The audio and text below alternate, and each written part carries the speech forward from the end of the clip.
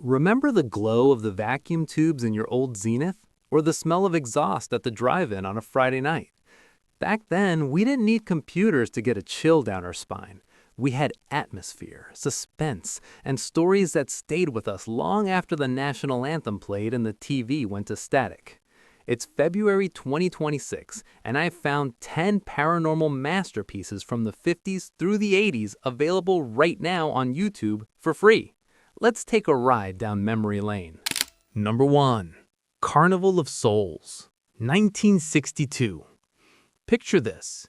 A movie that cost next to nothing, maybe $30,000, but feels more haunting than anything coming out of Hollywood today. This wasn't a big studio production. It was filmed by Herk Harvey, a man who usually made industrial films in Kansas, but he stumbled onto lightning in a bottle. The movie starts with a drag race. Remember those? Fast cars, dusty roads, and the split-second mistake that sends a car off a bridge into the muddy water. Only one girl, Mary Henry, crawls out. She's played by Candice Hilligoss, and she had that classic, natural beauty that defined the early 60s. No filters, no fake aesthetics, just pure elegance under pressure. Mary moves to Utah to start fresh as a church organist, but something follows her. The paranormal elements here aren't about monsters jumping out of closets. It's the man, a tall, pale figure with sunken eyes who shows up in the reflection of a car window or standing silent in the middle of a deserted road. The real genius of this film is the sound. That eerie, funereal organ music takes you right back to those late-night broadcasts on your local station. There's a scene where Mary is at the organ and she starts playing this chaotic, possessed music. It's the kind of moment that made us check the backseat of the Chevy before driving home from the theater. What makes Carnival of Souls hit different for us today is the feeling of isolation. Mary is surrounded by people, but she's invisible to them. 1962 was a transitional year. Post-war innocence was fading, and the new, darker uncertainty was creeping in. Just look at the locations. That abandoned salt air pavilion in Utah looks like a temple to a forgotten god. It's grand, it's decaying, and it's beautiful. It reminds you of the old ballrooms and boardwalks we used to visit before they were replaced by shopping malls. If you haven't seen this in 40 years, do yourself a favor. Pour a drink, dim the lights, and find the restoration on YouTube. It's like seeing an old friend in a new light. It's eerie, it's lonely, and it's a perfect example of why they just don't make them like they used to. Next on our list, we're heading to 1973. To a house that makes the Amityville place look like a summer cottage. Number 2. The Legend of Hell House, 1973. If you remember the early 70s, you know it was the decade where horror got a lot more sophisticated. We moved away from rubber masks and started looking at the dark energy left behind in old wood and stone. The Legend of Hell House is the ultimate haunted house movie for anyone who prefers suspense over cheap jump scares. The setup is a classic. A dying millionaire offers a physicist and two mediums a fortune to spend a week in the Belasco house, the so-called Mount Everest of haunted houses. The goal? To prove whether there is life after death. They walk into that massive, fog-shrouded estate with their scientific equipment and their skepticism, but the house has other plans. What makes this film stand out is the cast. You've got Roddy McDowall, a face we all grew up with, playing the only survivor of a previous expedition. He's terrified, twitchy, and he knows that the house isn't just haunted, it's alive with the perversions of its former owner. And then there's Pamela Franklin, who brought that sharp, intense 70s energy to the screen. There are no guys in bedsheets here. The paranormal activity is visceral. Furniture flies across the room, heavy doors slam with the weight of a sledgehammer, and the atmosphere is so thick you can almost smell the stale cigar smoke and old perfume through the screen. It captures that specific 1973 vibe, the velvet curtains, the wood-paneled libraries, and the cold, clinical look of the scientific gear they use to try and catch a ghost. Watching this today on YouTube takes you right back to the Saturday night thriller marathons. It's a movie that respects your intelligence. It builds the tension slowly, brick by brick, until the final reveal in the cellar that still packs a punch. It's a masterclass in how to use sound and shadow to make a viewer feel like someone is standing right behind the recliner. If you want to remember why we used to keep the hallway light on after a late-night movie, this is the one to stream. It's a reminder of a time when British horror had a certain class and a very sharp edge. Next up, we're crossing the Atlantic for a bit of Italian style and a haunting that feels as cold as a tombstone in winter. Number 3. The Ghost, 1963. In the early 60s, while Hollywood was busy with big Technicolor tepics, the Italians were perfecting a very different kind of nightmare. They called it Gothic horror, and The Ghost, originally titled Lo Spettro, is one of the finest examples you'll find from that era. If you were a regular at the cinema back then, you'll definitely recognize the leading lady, Barbara Steele. With those large haunting eyes and that sharp dark hair, she was the undisputed queen of the genre. The story takes us to a gloomy estate in Scotland in the year 1910. It's the classic setup: a crippled husband, a beautiful wife, and a secret lover. They conspire to murder the husband for his fortune, but as soon as the body's cold, the accidents start. This isn't just a crime thriller, it's a descent into a supernatural haunting where the dead don't stay buried. What makes this movie a treat for a nostalgic evening is the sheer craftsmanship. It's filmed in Spectracolor, and it looks incredible. Everything is draped in deep reds, heavy shadows, and flickering candlelight. It reminds you of those old paperback mystery novels with the embossed covers.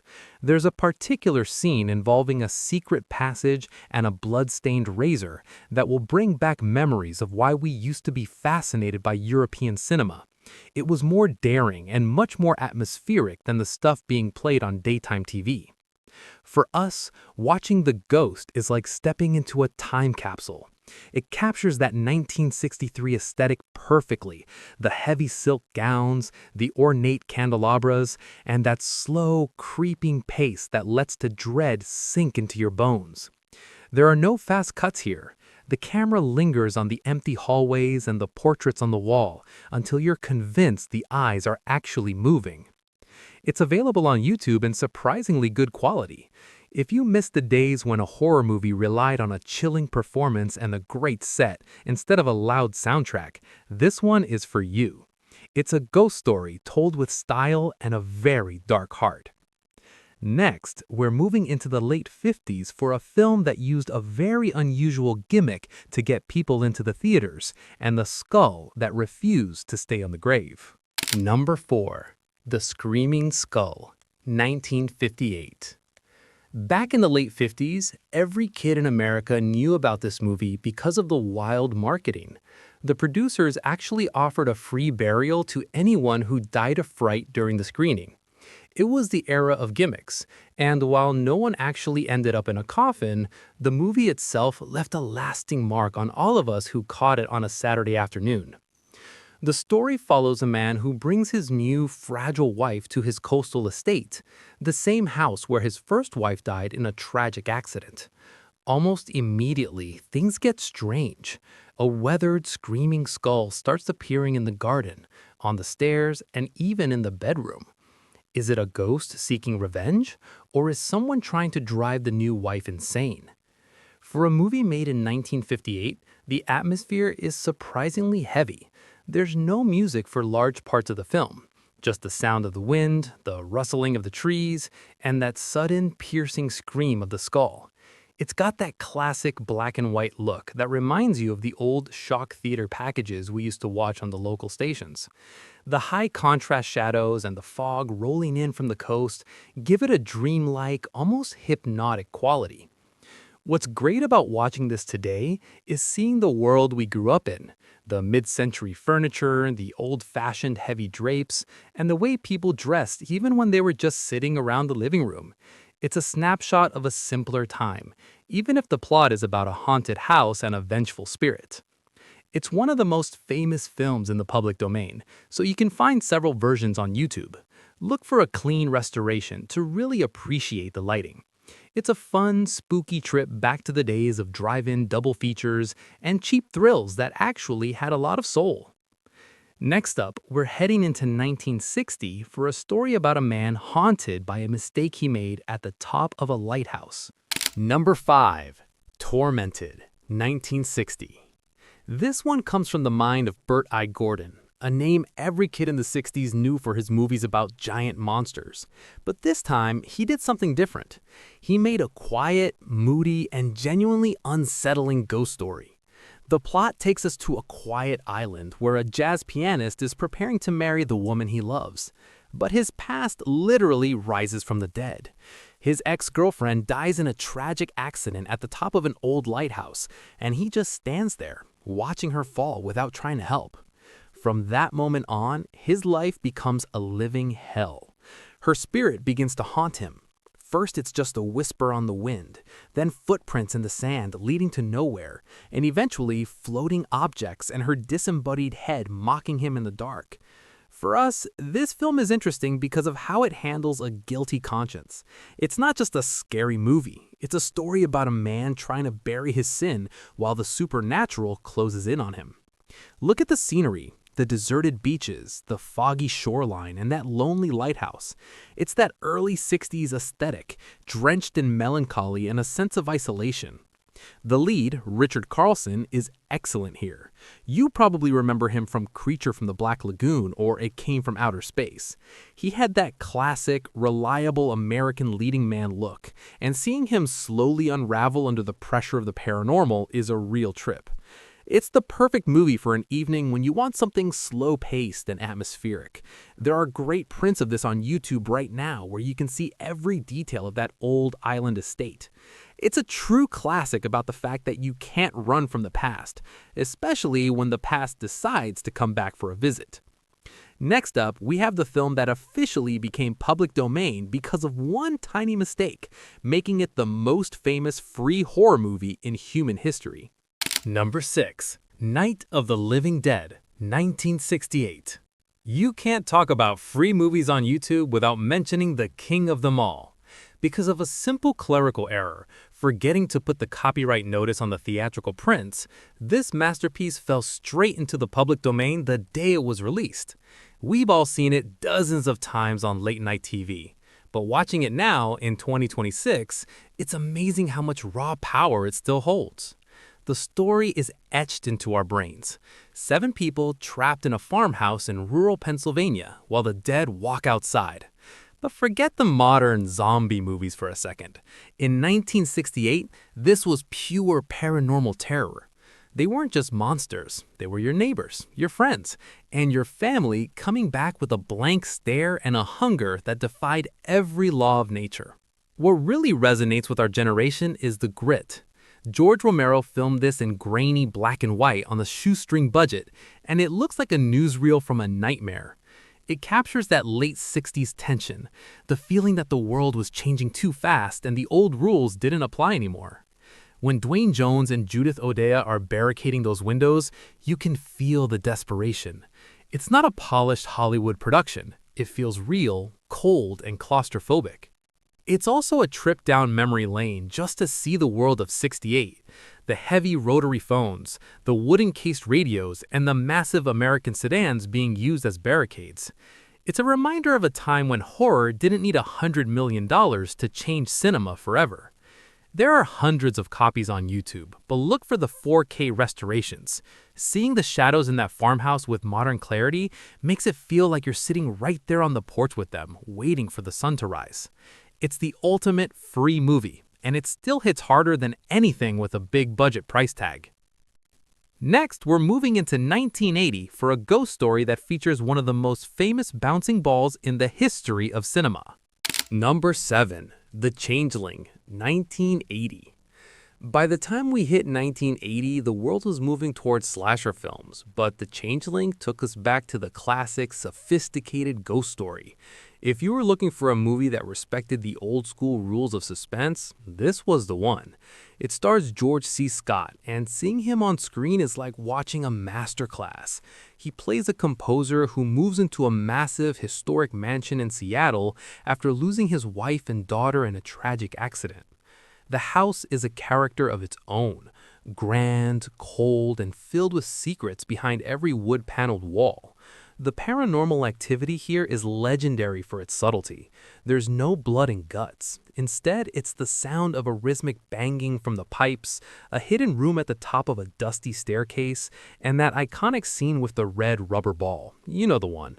It bounces down the stairs, appearing out of nowhere, reminding our protagonist that he is definitely not alone. What hits home for us is the atmosphere of grief and the search for truth. This isn't just a haunting, it's a mystery. Scott's character uses the technology of the time, reel-to-reel tape recorders and library archives, to uncover a crime committed decades earlier. It brings back memories of how we used to solve things before the internet, through old newspapers and physical evidence. The film has a very specific early 80s weight to it. The heavy furniture, the corduroy jackets, and the overcast, rainy Pacific Northwest setting. It feels grounded and real, which makes the supernatural elements even more chilling. When that wheelchair starts moving on its own, it's not a cheap trick, it's a genuine shiver. You can often find this classic in high quality on YouTube's major movie channels. It's a perfect film for a quiet evening when the house is still. It's a reminder that sometimes the most terrifying things aren't what we see, but what we hear in the silence of an old house. Next, we're going back to 1972 for a movie that blended the paranormal with the psychological, starring the great Christopher Lee. Number 8. Horror Express, 1972. If you grew up watching late-night television, you know that seeing Christopher Lee and Peter Cushing on the same marquee was a seal of quality. In 1972, these two titans of British cinema teamed up for Horror Express, a film that feels like a supernatural version of Murder on the Orient Express. It's a wild ride through the frozen wastes of Siberia, trapped on a train with something that isn't quite human. Christopher Lee plays an anthropologist who discovers a frozen, prehistoric creature in a cave. He thinks he's found the missing link and crates it up for the Trans-Siberian Express. But this thing isn't just a caveman. It's a vessel for an ancient paranormal entity that can hop from body to body just by looking into your eyes. For us, the draw is the incredible chemistry between Lee and Cushing. They were best friends in real life, and you can see that mutual respect on screen. They represent the old guard of cinema. Educated, composed, and ready to face the unknown with a glass of brandy and a scientific explanation. It's a type of manly hero we don't see much anymore. The special effects are pure 70s charm. When the creature steals someone's memories, their eyes turn a glowing red, and their brain is left smooth as a marble. It's got that vibrant, slightly over-the-top color palette that we remember from the era of Technicolor and Hammer films. The train setting creates a perfect sense of claustrophobia. There's nowhere to run when the person sitting next to you in the dining car might be possessed by a cosmic demon. Watching this on YouTube today is a blast. It's fast-paced, it's stylish, and it features a guest appearance by Telly Savalas as a boisterous Cossack officer. It captures that 1972 sweet spot where the classic Gothic style met the more intense, experimental energy of the new decade. Next, we're headed to 1960 for a film that used the sight to explore a haunting that science simply couldn't explain. Number 9. Village of the Damned, 1960. This is the ultimate creepy kid movie from our youth. If you remember the first time you saw those blonde-haired children with the glowing eyes, you know exactly why this film earned its place in history. It's a cold, calculated piece of British sci-fi horror that feels more like a paranormal invasion than a standard monster movie. The story begins with a mysterious blackout in the small village of Midwich. For several hours, every living thing falls unconscious. Months later, all the women of childbearing age are pregnant. The children that are born are eerily similar. Platinum blonde hair, strange fingernails, and an intelligence that far surpasses any human adult. But the real terror is their paranormal power. They can read minds and force people to do whatever they want, often with deadly results. What makes this a classic for us is George Sanders. He plays a schoolmaster who tries to reach these children with logic and education, only to realize he's dealing with something completely alien. He brings that stiff upper lip classic 1960 authority to the role. The scene where he has to block his mind with a brick wall just to keep his thoughts secret is a masterclass in tension. It reminds us of a time when a man's strongest weapon was his own mental discipline. The black and white cinematography is sharp and clinical. It captures the quiet, sleepy atmosphere of an English village and turns it into a trap. There's something about the way those kids walk in unison that still feels unnerving today. It taps into that parental fear of not truly knowing your own children, a theme that resonated deeply back in the early 60s. You can find excellent prints of this on YouTube, often through official archive channels. It's a lean 77-minute experience that doesn't waste a second. It's a perfect example of how to build a world of paranormal dread without a single drop of blood. Finally, we're ending our list in 1959 with a film that became a legend not just for its story, but for the man who introduced it to us. Number 10, House on Haunted Hill, 1959. We couldn't finish this list without the master of the macabre himself, Vincent Price. For a lot of us, Vincent Price was the voice of our childhood nightmares. In House on Haunted Hill, he's at his peak, suave, sinister, and wickedly funny. He plays an eccentric millionaire who invites 5 strangers to a haunted house, offering them $10,000 each if they can survive the night. The movie is packed with the kind of paranormal funhouse scares we loved as kids. Skeleton in the vat of acid? Check. Floating ghosts in the basement? Check. Severed heads in suitcases? Check. It's got that wonderful, spooky mansion vibe that influenced everything from the Munsters to Scooby-Doo. But what makes it stand out today is the chemistry between Price and his on-screen wife. Their dialogue is sharp, biting, and full of that mid-century wit. It's a reminder of when movies relied on great actors to chew the scenery. The house itself is a strange mix of 1950s modernism and Gothic dread, creating a visual style that's uniquely American. This was another public domain treasure, so it's everywhere on YouTube. Watching it now is like a warm blanket of nostalgia. It's not going to give you a heart attack, but it will put a smile on your face and a slight chill down your spine. It's the perfect way to wrap up a late-night marathon. And that's our list. 10 paranormal classics that cost you nothing but a bit of your time. Pour another drink, pick a film, and enjoy a trip back to the days when movies were built on atmosphere and imagination. Thanks for watching, and keep those lights on. Number 10. House on Haunted Hill, 1959. We couldn't finish this list without the master of the macabre himself, Vincent Price. For a lot of us, Vincent Price was the voice of our childhood nightmares. In House on Haunted Hill, he's at his peak, suave, sinister, and wickedly funny. He plays an eccentric millionaire who invites 5 strangers to a haunted house, offering them $10,000 each if they can survive the night. The movie is packed with the kind of funhouse paranormal scares we loved as kids. Skeletons in vats of acid, floating ghosts in the basement, and severed heads in suitcases. It's got that wonderful, spooky mansion vibe that influenced everything from the Munsters to Scooby-Doo. But what makes it stand out today is the dialogue. The banter between Price and his on-screen wife is sharp, biting, and full of that mid-century wit. It's a reminder of when movies relied on great actors to chew the scenery. The house itself is a strange mix of 1950s modernism and Gothic dread, creating a visual style that's uniquely American. This is another public domain treasure, so it's everywhere on YouTube. Watching it now is like a warm blanket of nostalgia. It's not going to give you a heart attack, but it will put a smile on your face and a slight chill down your spine. It's the perfect way to wrap up a late-night marathon. And that's our list. 10 paranormal classics that cost you nothing but a bit of your time. These films were made by people who knew how to use a shadow, a creak in the floorboard, and a look of pure terror to tell a story. They don't make them like this anymore, but thanks to the internet, we don't have to let them fade away. I want to hear from you. Which of these did you see at the drive-in? Which one kept you up at night back in the day? Drop a comment below and let's talk about the real golden age of horror.